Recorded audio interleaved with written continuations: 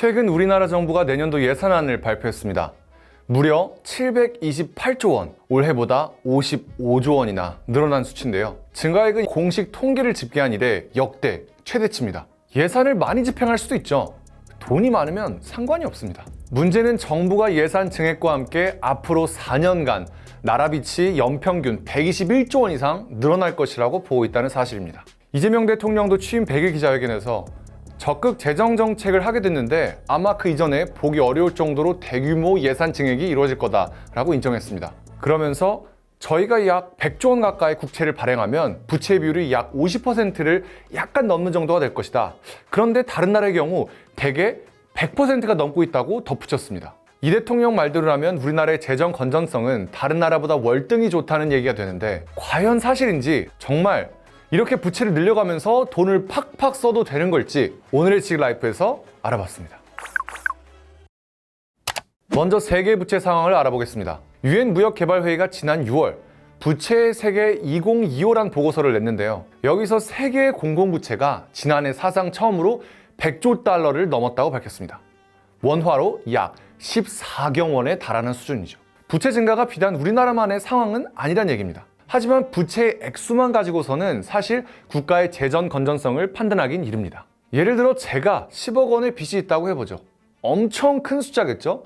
매일 컵라면을 먹고 살아야 할 겁니다. 반대로 세계 부자 1호 일론 머스크에게 10억 원의 빚이 있다고 하면 어떨까요? 아마 10억 원쯤은 통장에서 빠져나가도 눈치채지 못할 수도 있습니다. 부채의 절대 액수보다 자산 또는 소득 능력 대비 부채 수준을 가늠하는 것이 중요하다는 얘기죠. 그럼 같은 논리로 국가의 재정 상태를 어떻게 봐야 할까요? 학계에서는 통상 국가의 GDP, 그러니까 국내 총생산 대비 정부 부채 비율을 기준으로 합니다. 예를 들어서 지난해 우리나라의 국내 총생산은 약 2,556조 원이었거든요. 근데 나라빚이 1,278조 원쯤 된다고 치면 GDP 대비 정부 부채 비율은 50%가 되는 겁니다. 쉽죠? 자, 그래서 올해 기준으로 국가별 GDP 대비 부채 비율은 얼마냐? 일단 선진국 기준으로는 110.1%입니다. 2001년 70.2%에 달했던 게 20여 년 만에 110.1%까지 치솟은 것이죠. 이걸 해석하면 이미 선진국은 자기 나라에서 한 해에 생산하는 모든 재화와 서비스의 가치를 더한 것보다 더 많은 정부 부채가 쌓여있다는 얘기입니다. IMF 자료에 따르면 올해 기준 국가별로 미국이 122.5%, 일본은 234.9%, 프랑스는 116.3%, 영국은 103.9%, 독일은 65.4% 등입니다. 주요 선진국들은 대부분 GDP 대비 부채 비율이 100%가 넘어가는 셈이죠. 근데 IMF 자료를 보면 한국의 GDP 대비 정부 부채 비율은 54.5%입니다. 뭐지? 이재명 대통령 말대로 미국, 프랑스, 영국은 100%가 넘어가고 심지어 일본은 200%가 넘는데 우리나라는 54%밖에 안 됩니다. 생각보다 괜찮다는 생각이 드는데요. 제대로 비교 분석을 해보면 사실은 그렇지 않습니다. 전 세계에는 6개의 기축통화가 있습니다. 미국 달러, 유럽연합의 유로, 일본 엔, 영국 파운드, 캐나다 달러, 스위스 프랑입니다. 앞서 말한 GDP 대비 정부 부채 비율이 100%가 넘어가는 나라들은 대부분 기축통화국이란 얘기죠. 이게 의미하는 바가 뭐냐? 기축통화는 국제 결제용 통화로 널리 인정받는 화폐잖아요. 이 나라들은 빚이 쌓이면 돈을 찍어내면 됩니다. 필요할 때 돈을 발행해서 빚을 갚거나 재정 적자를 메울 수 있다는 거죠. 자기네 화폐 자체가 국제적인 안전자산이기 때문에 수요가 높고 국채에 대한 선호도도 높습니다. 그러니까 부채 부담이 훨씬 덜한 거죠. 반대로 우리나라는 안타까운 얘기지만 허구한 날 뉴스에서 환율이 치솟았다, 원화 가치가 떡락했다는 얘기가 나오죠. 원화는 기축통화가 아니기 때문에 글로벌 경기 상황이나 우리나라 경제 전망에 민감하게 반응하는 겁니다.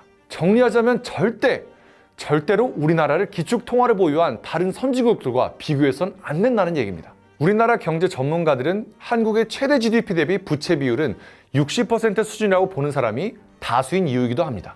이런 상황에서 현 정부는 일단 빚을 내서 경기를 부양하자는 기조를 내세우고 있습니다. 내수를 진작하기 위해 소비 쿠폰을 뿌리고 첨단 산업을 육성하기 위한 투자액을 마련하겠다는 목적입니다.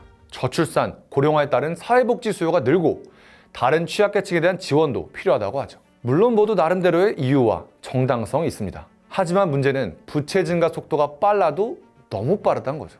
최근 기재부가 발표한 월간 재정독양 9월호를 보면요, 올해 들어 7월 말까지 국가의 총 수입은 385조 원인데 같은 기간 총 지출은 442조 5천억 원입니다. 총 수입에서 총 지출을 뺀 통합 재정 수지가 57조 5천억 원 적자라는 건데요. 여기서 국민연금 등 4대 기금을 뺀 관리 재정 수지를 이 제대로 된 정부 재정 상태의 가늠자로 여깁니다. 근데 이게 86조 8천억 원 적자를 기록했습니다. 코로나 때문에 허덕였던 2020년과 2022년에 이어 역대 세 번째로 큰 재정 적자를 기록한 셈이죠. 재정 적자가 늘면 결국 부채는 더 쌓일 수밖에 없고요.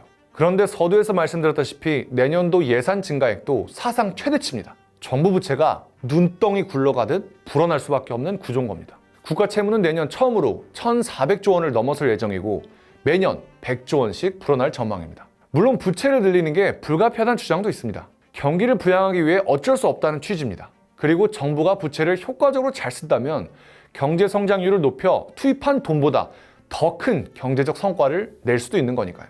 이재명 대통령도 100일 취임식에서 부채로 100조 원을 만들었으면 그 돈 이상으로 만들어내서 얼마든지 갚을 수 있다고 말하기도 했습니다. 자신감에 찬 선전포고 같은 말이라 믿고 싶지만서도 저는 이 말을 들으면서 되레 위화감이 들었습니다. 재정 건전성 악화에 대한 신중함은 보이지 않았기 때문입니다. 빚을 마구 늘려서 경제 성장을 도모했는데 실패한다면 이 빚잔치의 뒷정리는 왠지 미래 세대의 몫이란 생각이 들었습니다. 최근 만난 한 경제학자는 한국이 경기 부양을 위해 부채를 늘릴 수 있는 시기가 5년 정도 남았다고 했습니다. 고령화가 어느 나라보다 빠르게 진행되고 있는 데다 세계에서 가장 낮은 출산율을 기록하며 노동 가능 인구가 사라지고 있다는 게 가장 큰 문제입니다. 빚을 갚을 사람은 점점 줄어드는데 남은 사람의 어깨를 짓누르는 빚더미는 커지고 있으니까요.